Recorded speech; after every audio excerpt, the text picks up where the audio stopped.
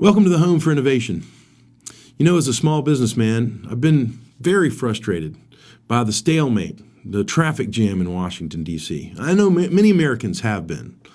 And I felt like Washington should put their politics aside and quit playing political chicken with the rest of the American public and solve some problems. But you know what? There's something happening as a result of that traffic jam that I find very interesting and maybe very positive to the country. And that is that the local government, the state government, is starting to realize the same thing, have the same frustration, and start to say, you know what, maybe we the people will make this change. And that we're closest to the action here in the state. And we see what's going on, and we want to change it. And we're beginning to see that. We see it here in our own state, North Carolina. We have a new governor. And for the first time in 20 years, we have a change in politics in the state. And I think people in the state are tired of what's been happening, and they've been talking to the governor. And the governor, in his recent State of the Union of the State address, he talked about, you know, we got to make government more efficient. We've got to be a place where business wants to come. We've got to be friendly to business again. We've got to revamp education. And these are all the things that we've been talking about as community leaders and business leaders. We see this in Arizona. They're building 5 new schools to talk about STEM education, really revamp education in the state because they know that's going to drive new business there. We see it in the Dakotas where they're opening up land, not federal land, private land.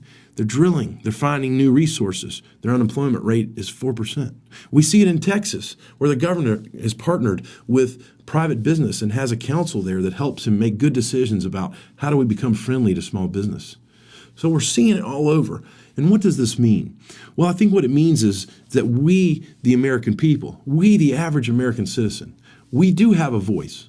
It turns out it's not inside the Beltline in Washington, D.C., unfortunately, as we would hope, but it's right in our own hometown. These folks are just like you and me, and they're closer to the action. They understand better the problems we're facing in our communities. We've got to make sure we're talking to them because they want to make a difference, the kind that we expect and the kind that we need in terms of driving real wealth. You see, our own governor has woke up to the idea that real wealth is created by generating jobs in manufacturing, jobs that produce something of real wealth. And in order to do that, we've got to have educated people to do those jobs. So as reshoring continues and more businesses come back to the U.S., we've got to continue to make sure our folks are ready to pick up those opportunities, engage those jobs, and make these businesses successful. And this will continue the sustainability effort for our country. Once again, why does it matter? Because manufacturing is the key to real wealth, and real wealth is all about manufacturing. We'll see you here next time on the Home for Innovation.